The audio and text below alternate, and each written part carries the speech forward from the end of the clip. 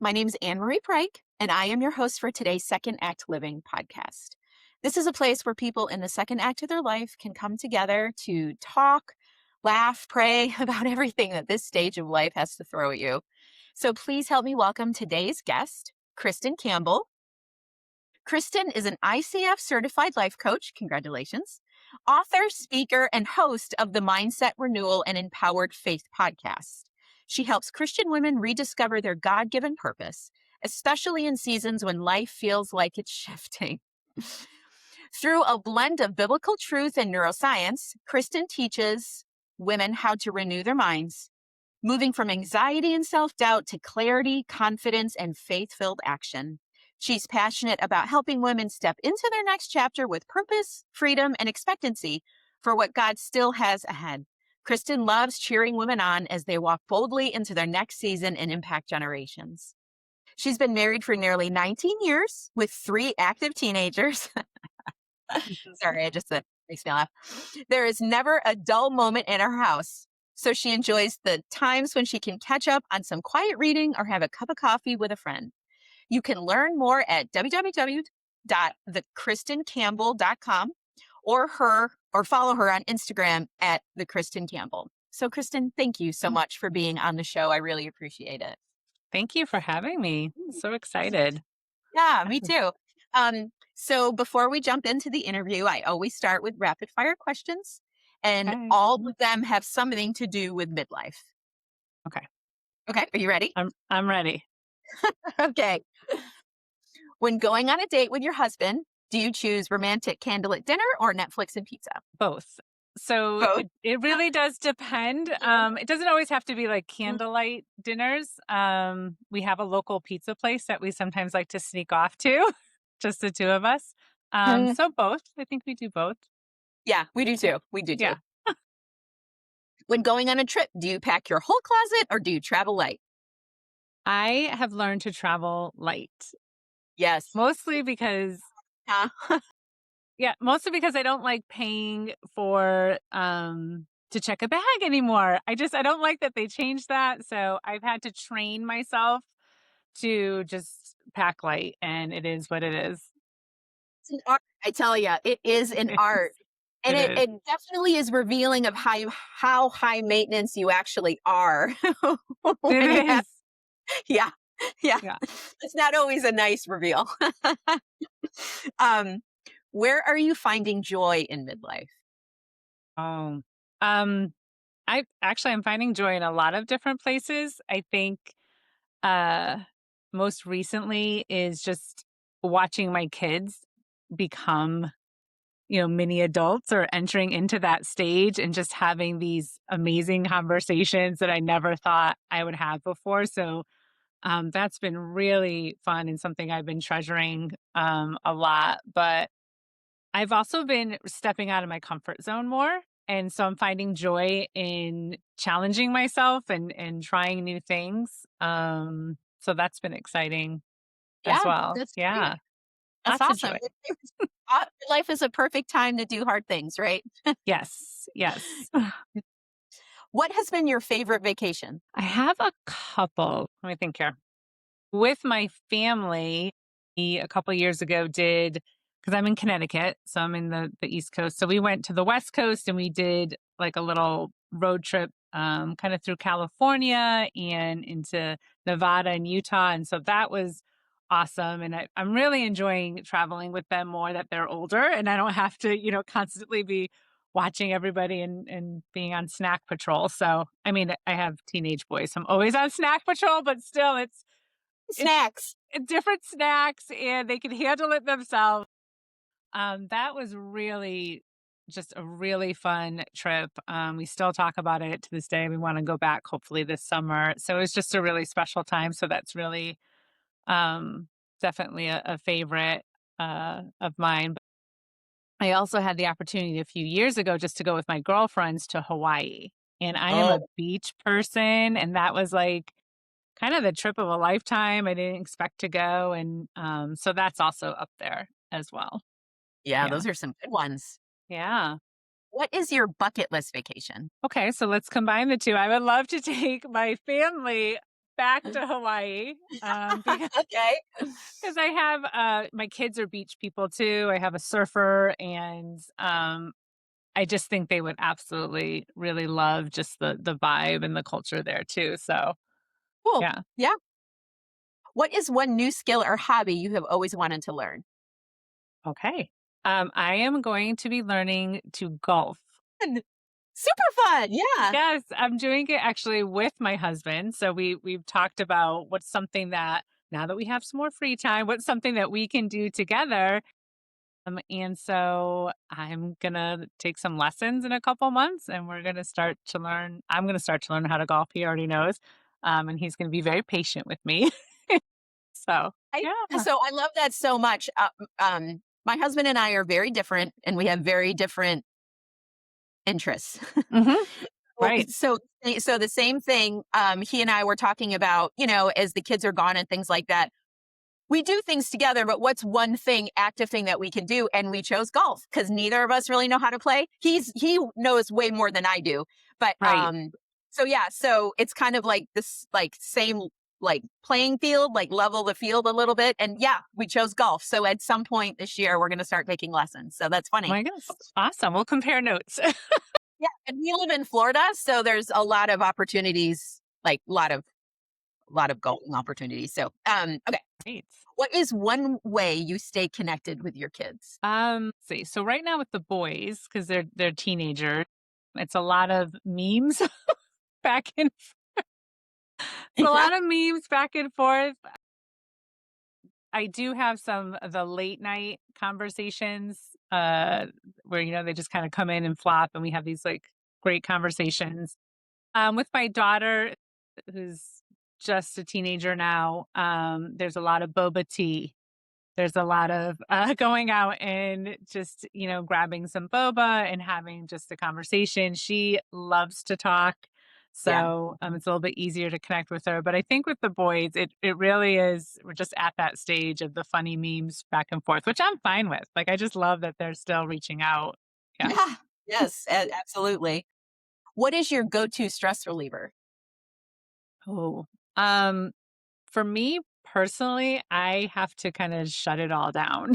So I definitely need to get quiet. I need to get still. I need the silence. So even if it's just for like 5 or 10 minutes or longer, of just being able to take some deep breaths, just kind of Mhm. be still, be in a quiet room, which is very challenging still.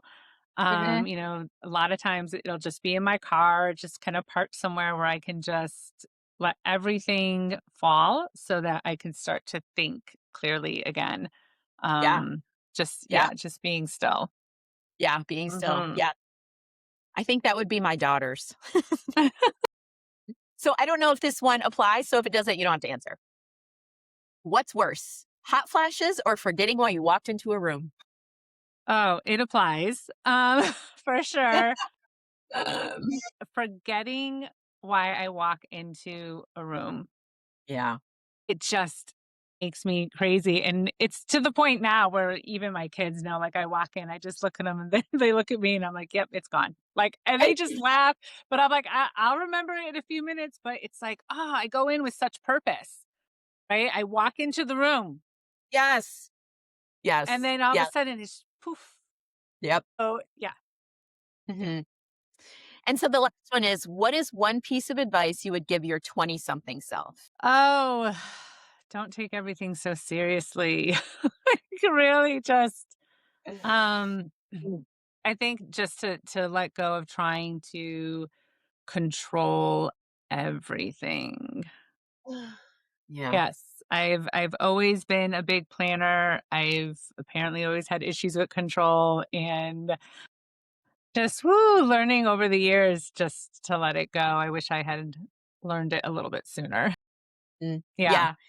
So when I ask that question, I ask that question to everyone, right? And that answer is the most common in different variations, but that's the most common answer of Mhm. it's not that deep or it's not that serious or you don't have like that's yeah. we hold things so tightly in our 20s and 30s, right? Absolutely. Especially, I feel especially the more capable you are, the more prevalent that it actually is of how tight we hold things, right? Hmm. Yeah. So, yeah, Yeah. no, that's the Yeah. most common response for sure. For sure. Okay. So, in our pre-interview, we talked about a lot of things. This interview could have gone a lot of different places, but the one thing that I thought was so fascinating and something different that we haven't talked about before, and um, something that I think is so important and critical to just keep in mind is that mindset renewal, right? Um, what is mindset? How do what is the difference? How does that play out? And then how that affects your relationships and your decisions and things like that. So I just thought, and I think midlife is just such an incredible time for that because you have this space of like, okay, what next? Right.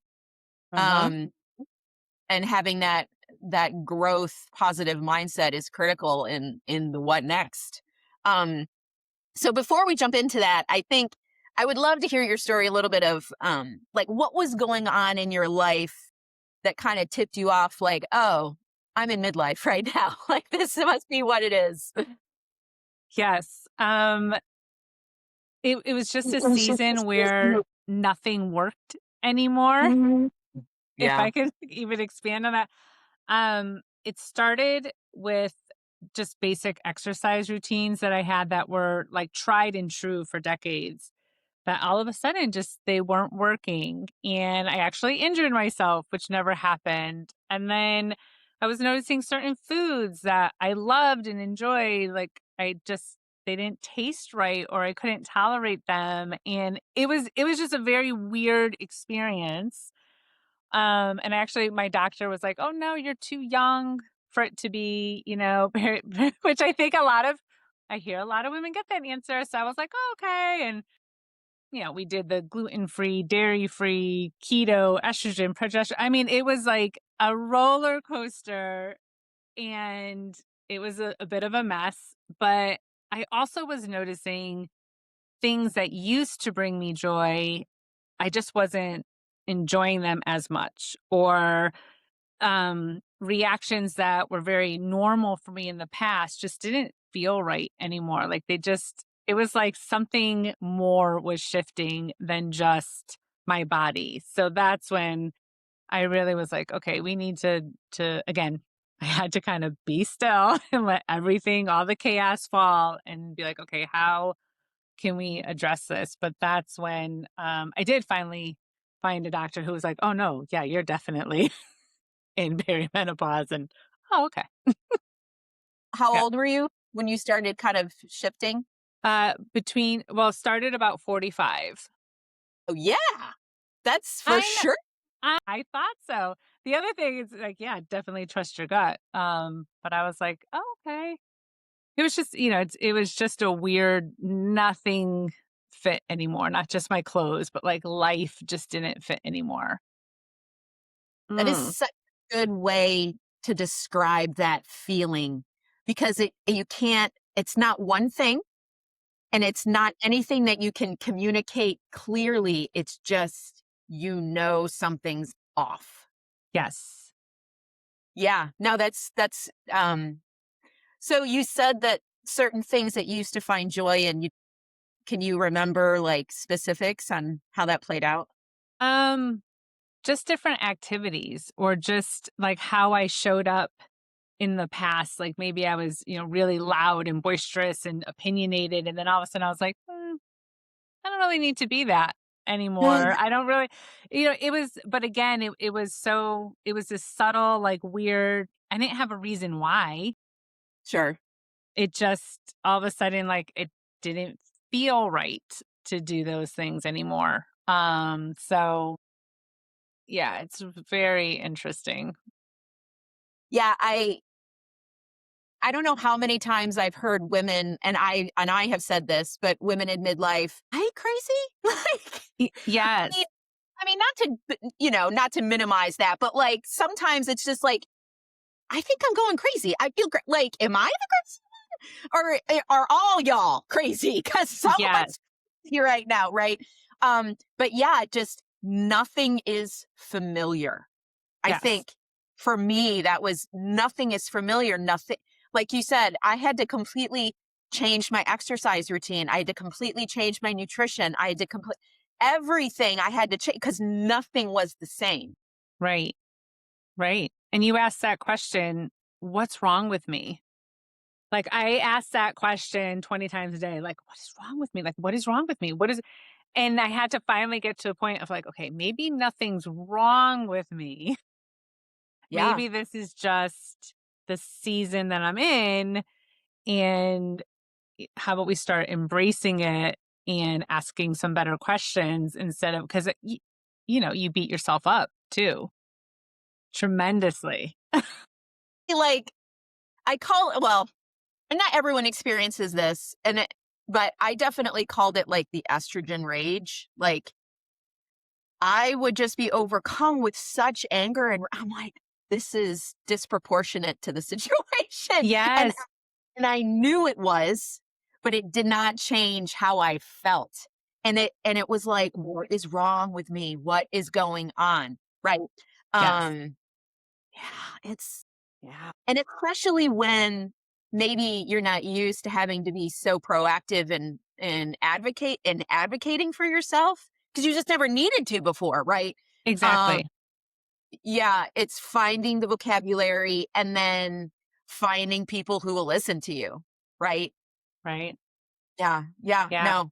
Yeah. Um, so what do you think felt the like surprising about midlife for you? What is something that you weren't prepared for? I don't think I was prepared for, um, one, how drastic it was going to be. Mm, Like, I yeah. definitely wasn't prepared for the fact that it was going to really change every area of my life. Um, but also the permanency of it. I think I was kind of naive in thinking, oh, I heard about it and I heard it always as it's a phase. Mm. So just something in my mind made me say, oh, at some point this is going to end and then I can go back to being me. And then, and as Hmm. this is all happening, it was also during COVID, which was a whole nother layer on top of Oh it. my, that's a lot. Yeah. Yeah, but I finally got to the point where I was like, oh, there's no going back to me. And so that was very surprising. And that was its own, kind of struggle that I had to work through Mm. as well, because I just think, you know, I was a little bit naive in thinking, oh, Mm. this is just a phase and we're going to go through it and then we're going to go back to normal and then we're just going to kind of continue life. It's and I've said midlife is also a season of rediscovery, Hmm. rediscovering who your new me is, right? Yes. And maybe if it's necessary, allowing a little bit of a season of grief, maybe of like saying goodbye or letting go of who you were and what, Uh-huh. like that kind of thing. And then embracing the new, like engaging and embracing. But I think sometimes we need a little bit of like, I don't know, a little bit of a grief because there are things that will be permanently different, right? Um, Absolutely. yeah. So and being okay with that, like grieving the old, but then and starting to embrace and recognize the new, right? Yes. Um, Yes, yeah, exactly. yeah. Um, yeah, rediscovering who you are, right? Mhm. Yeah. Yeah. So, and part of your story is a career transition, Mhm. which is so great and pretty common in like for women in midlife is, you if you've been the primary caretaker, even if you've worked outside of the home, if you've been the primary caretaker and your kids are getting older and you're starting to launch them and things and they need you less, you kind of wake up and you're like, okay, well, what do I want to do now? Right. Like who I was at 22, 23 when you first graduated from college or whatever your story was is not who you are at 45, 46, 47. Right. So tell me the story of your career transition. Like what were you doing before and what led you to what you're doing now? Yeah. So I was a stay-at-home mom. Okay. for over 10 years, but I'll back up a little bit more to that. So when I was in college many years ago, I did start down the counseling path. I've always had this passion for helping people, and especially for helping women. I just think out of my own, rejection and struggles with self esteem and just life itself, that's always been there. So in college, I did start down that path. And I ended up working at a residential facility for troubled teens in Florida. Actually, I lived in Florida for about 10 years. And that was amazing. And that's really where just my passion came alive of like, yes, like I definitely want to do something like this with my life. It was very intense. It was like I said, a residential facility. So I was there 24/7. So after a while, I had to take a little break, and I was in my late 20s, early 30s at that point. And the plan, because I'm such a planner, the plan was just to take a break and, kind of figure out where this is going and go to school and do whatever. I had no interest in being married at that point. I was kind of done with the failed relationships. Like I had my plan going in, and God said, nope, that's not going to happen. I met my husband, you know, got married, started having a family, and then we decided, okay, I do want to be a stay at home mom. 3 kids and 10 years later, here I am. My youngest is in school, and I need to do something, but all those thoughts go through your mind of, well, I'm not really qualified for anything. I haven't, quote unquote, worked in 10 years. And what do I do? So I did end up just taking a position in our school system as a para for the preschool. Um, it was good for the hours. It definitely wasn't a right fit for me. It Mm. didn't bring me, joy in that sense. And then that's when COVID hit. I was going through all of these other transitions in my life. So it kind of everything just happened all at once. Mm. And I was thinking, I have to do something. I want to somehow go back into this field. I want to somehow go back into counseling, but just the idea of going back to school again and just, it just everything again feels enormous. I was also, like I said, going through all these changes. So, it just amplified it that much more. Sure. But I did have a friend who said, hey, have you heard of life coaching? And at that point, I never did. So I just did the research, and the more I talked to different people, I talked to several different schools, and the more I was like, yeah, this. It's not just what I want to do. It was that transition of, I think this is who I am. Oh, wow. Wow. So just kind of taking that and embracing that and saying, no, like this is who I am. Mm. And stepping into that. So that's how I went back to school and got the certification and started my own business and just all of it. So Wow. yeah, Identity. So you found absolutely. a piece of your identity in coaching. Hmm. Yeah. Yeah, my purpose, really. Yes. Yeah, I feel like that might be another common theme in talking to women in midlife. You might have a little bit more time now, right? In midlife, whatever how that plays out, and we don't know what to do with ourselves, so we fill our day. Hmm. So instead of having purpose, we're just busy, right? Right. Um, so but then we're never fulfilled, or we never feel like we've arrived, or we never feel like we're actually being productive, or whatever, however that plays out. But it comes back to, are you purposeful or are you busy? And yeah, that's so good. That's so good. Um, what helped you most during that like period of transition? Who helped you? What helped you? Definitely my husband. I always say like he's definitely a saint for all that he's, gone through and put up with, because he never heard of life coaching either, and he didn't know what it was, but he was super supportive.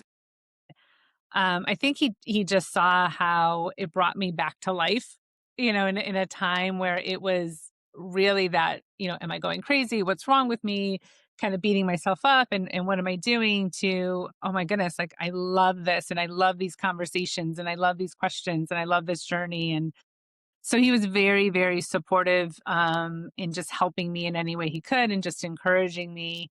But I also have a community of friends. I have a group that I meet with weekly on Zoom. We've been doing it since the beginning of COVID. We all live in different states. Wow. And there's four of us, but these three women, it started off with us just meeting just to kind of help each other in our own businesses, just to, kind of like an entrepreneurial thing. But it has turned into such a tribe, such a group of encouragement and prayer and support. And I really do not think that I would be where I am today without their support, without them being a sounding board, without them challenging me, holding me accountable. And they all have their own, careers. One is a established artist, one is an author who's written 6 books since the time we've been together. Another is a singer and a songwriter, playwright. So, but it's really important to have a group of friends that share that vision, that can challenge you, that can pray with you, and that can really encourage you Mhm. to step into whatever it is that, you're feeling called to do. Mhm. Yeah, That's so good. Yeah, women need women. Women absolutely. women need women. Women need connection and relationship for sure.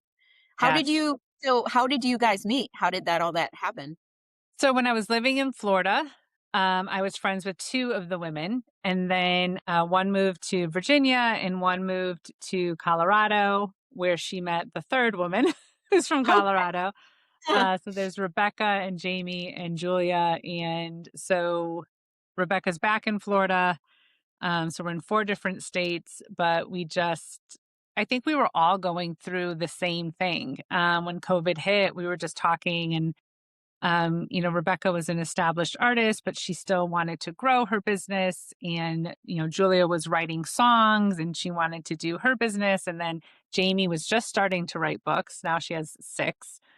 So we all kind of came together in this. We know that we want to do more with our lives, but you need someone there to encourage, to say yes, that feels right, to pray with you, to say, hey, have you thought about this, to say, hey, did you write that chapter? You said you were going to write it by this day. And so I think we kind of became a mastermind of sorts, and then just doing life together. I mean, we're still going strong. It's 5 years later, so 6 years Really later. that's super special. Yeah. Yeah, that's wonderful. Um, so I know you're called to a specific person in your coaching business. So how did your own midlife journey shape that specific woman you're called to coach? How did all that happen? Yeah, I think it just was born out of my own frustrations of what is happening and, who am I? And that those questions of what's wrong with me and um just the journey of kind of peeling it all back to seeing, okay, what are some lies that I'm believing about myself? Like, why is this so difficult to step into? There's something holding me back. What is that? What's that lie? What's the truth? How can I grow in confidence to do this? And like I was saying, a lot of things just didn't feel right in just my own perspectives on different situations. And so being able to challenge myself with that, but that's very difficult. It's really difficult to do it on your own. Like, I don't want to answer my own hard question. I can ignore me very easily, right? So which is why, it was so great that I had some other people, but it's just one of those things where I want to be able to provide that space for women to come in and know there is no judgment. There is nothing wrong with you. You are not something broken that needs to be fixed. I'm here just to open up this space so that you can start voicing all of these things that, sometimes you don't want to voice out loud because they don't make sense to you even. And then we can just start to peel it back. Where's it coming from? What's underneath this? How do we take steps to change it? Because I'm a Christian life coach. So, what does the word of God say? Like, who does God say you are? And let's start there. And let's see if we can get you to where He designed you, to who He Mm, designed you to be. mm. If you're still breathing, you have purpose. So, Well, that's yeah, so good, 'cause I just feel like sometimes women in midlife feel like they're kind of put on the shelf a little bit, like, they're, no need for us anymore, where I just think that's bananas. Because it is. I mean, everyone is a value. If you're an image bearer, you have value, right? So, but women have been through so, like, experience and relationship and wisdom, and there's just so much to glean from sitting with women in midlife. Um, that yeah, it's an untapped resource, I feel. It is. Um, so you kind of started talking about it, but I would really like for you to kind of go into, because specifically your practice is mindset renewal. Um, so when you talk about mindset renewal in your like, what does that mean? What does that look like? How does that play out? So, mindset is basically just how you are perceiving the world around you. And everybody's perceiving it a little bit differently. We all have different filters that we process information through. So, really, when we talk about mindset renewal, just at the core of it, it's replacing the lies that we've come into agreement with truth. Mm, And, when you say it, it seems kind of easy, right? It seems simple. I'm just, oh, here's the lie and I'm going to put some truth in it. But the hard part is we have to first find the lie yeah, yeah. because so many of us are just living with these lies that we don't even know are lies. They've just been with us for so long. Or, we might see patterns in our life. So we're like, no, that has to be true because it's happened so many times. And it's like, okay, but doesn't matter how many times a lie is repeated, it's still a lie. A lie is a lie is a lie. That's really the challenge of a lot of the work that I do with women is getting just this awareness of what the lie is or what they're believing is actually not true. Mm, And that there's a different way, that there's a better way, that there's freedom in that. So when we talk about mindset renewal, it can be a lot of different things. But at the core, it's just finding the lie and really replacing it with truth. And then from that point, how you see the world changes, your reactions change, your feelings change, your behaviors change, the trajectory of your life changes. mm. I feel like, especially with you're dealing with that kind of vulnerability and introspection, at what point do you step back and be like, "Mm, maybe they need counseling first," right? Mhm. Because I would you touch on really tender, hard things. Right. Uh, so how do you navigate that kind of stuff? Right. So, what I say, just kind of as a ground rule, because you're always going to have to kind of go back just to Sure. look at the past. So, coaching is forward focused Hmm. primarily, which I love about that. It's like, okay, yes, we're here, but man, we can get there and let's see how we can. But you're always going to have to kind of dip into the past. So, my rule of thumb, which I tell all my clients right up front, is if we end up going into the past and you get stuck there, Mm, we okay. can't we can't move out. We can't move forward. that's when I need to refer you to counseling. And counseling and coaching work really well together. 100%. Yeah. Absolutely. So, and Yes. I have counselors that I trust that I refer to. And then and when you kind of get unstuck, then we Yeah. can come back and Yeah. we can resume the coaching and the forward motion. A lot of times we are able to just kind of look at that thing in the past, deal with it, and Mm, then move forward. yeah. So it's when we get stuck there that yeah, you need something that's a little bit beyond my certifications. Right. No, that's Mhm. it. That's Yeah. a very good articulated way to distinguish the difference, I think. Because I think sometimes people get confused a little bit. But yeah, I mean, you know, on the overarching view, counseling is healing, right?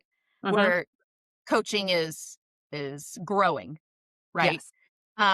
So but yeah, when you get stuck in the past, that's good. That's that's a good distinction. Um so, and you're talking about lies that women tell themselves. What are some common lies that you hear in conversation? Good enough. Mm, mhm, Um, I've messed up my life, mm, the big one. Especially when you're at a point of any transition.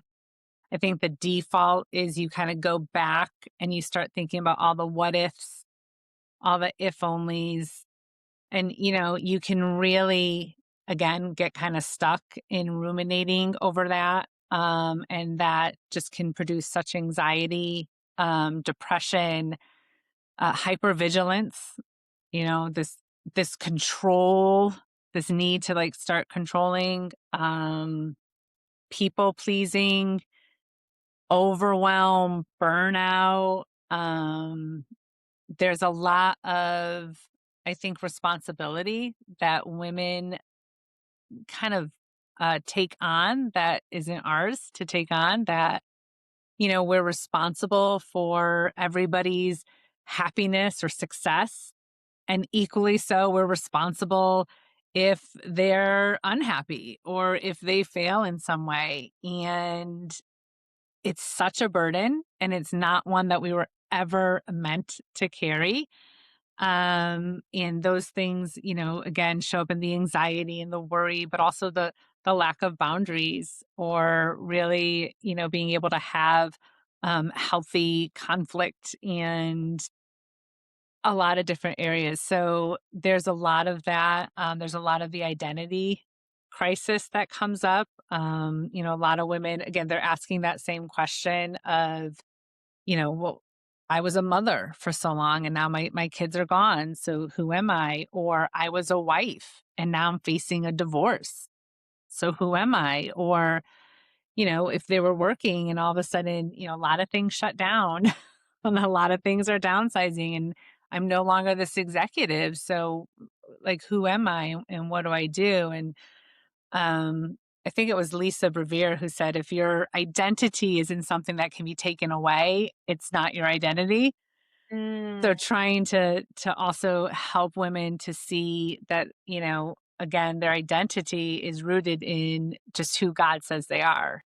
mm, And that's something that you can't earn. That's something that can't be taken away from you. That's, who you are. And if you can start from that place, you're starting from already a place of love and a place of empowerment and a place of confidence. So then those other identities, you really can recognize them as assignments or roles or seasons.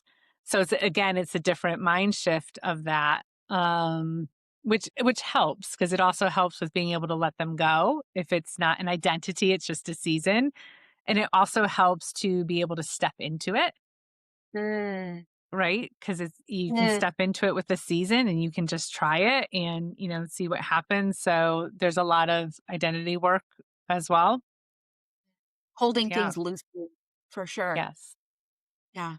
Right. I um I can resonate so much with what you were saying about taking ownership of other people, not staying in your own lane, right? And Right. I think mothers are incredibly susceptible to that with their kids. Um, Finding their identity in their kids' wins and losses and their kids' successes or failures or whatever, or Right. taking that on, taking so much more on that just isn't ours, right? Uh, but we feel like it is because we're the mom. So that's been one thing for me that has been an intentional journey of discovery of parenting adult children. Mhm. Right. That has been the hardest. I know I've said this before, but that has been the hardest season of parenting for me, surprisingly, which I was not expecting because it's not um physical, right? Right. Um but it is, especially if your kids needed you a little bit more growing up, which one of them did. Well, both of them did, but for different reasons. Anyway, so rediscovering what parenting adult children looks like in a healthy way and Right. with a long-term focus way, because you want to be able to and be invited in continually through their life. And as they're adults, you have to wait for the invitation, right? So even coming to terms with being waited to be invited in. And then, Lord willing, they get married and have kids. We want to be invited into those new families. And the groundwork starts now, right? So, yeah. So that for me, that has definitely been a mindset shift in how do you parent well? Mhm. Because you'll always be their mom, right? Um, but what does that look like in a healthy way? Staying in your lane, not taking ownership of what it doesn't belong to you, right? The good and the bad, right? Right. There's successes and failures, right? Right. Neither really belongs to you. So yeah, that's been for me. That has been something that really has been a journey. Yes. It So goes back to hard. control too. It goes back to the conversation of control. You have Yes. zero control. So you are literally standing on the sidelines of their life watching it unfold a little bit. And Right. only can speak in when they ask. We're Mhm. just right. Anyway, so yeah, no, I can totally resonate with that for sure. Um, Oh, yeah. yeah. I always ask, my last question is always a form of this. What advice would you give women in midlife believing lies and staying stuck? That you don't have to stay stuck. Just get started. Like to quote Nike, just do it. Just because it's not too late. And I said earlier, as if you are still breathing, if you have woken up this morning, it is because there is still something wonderful ahead for you. Yeah. And just to take the step to do the work. It's not as intimidating as maybe I made it sound, but just to do the work to really get the freedom that you need to walk into that next wonderful chapter of your life, that next season, the adventure that's still ahead for you. Um, so I think that would be my advice, just to take the step, just to take the first step, and the others will follow in time. Yeah. Yeah. Yeah, I mean, you could potentially live another 20, 30, 40 years, right? absolutely. That like it's you're too old or it's right, not enough time. That's another lie, right? Yes, it is. Like what could Yes. be made possible in 20, 30, 40 years, right? Right. And want to spend that time. And like mindset is such a reframe of like embracing what could be made possible in your new you. Right. Yeah. Right. Well, that's so Yeah. good. So good. You are speaking life into women that I think is so necessary. So thank you for what you do and for your commitment. It's beautiful. Yeah. It's Yeah. a beautiful service that you are providing. Thank you. I love You're it. welcome.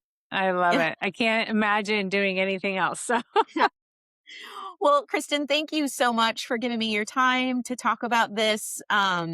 Your joy and excitement of this just comes out of every every cell of your body just exudes joy and that you are sitting in your purpose. So it's really beautiful to see. So thank you. thank you. Thank you for having me. This was fun.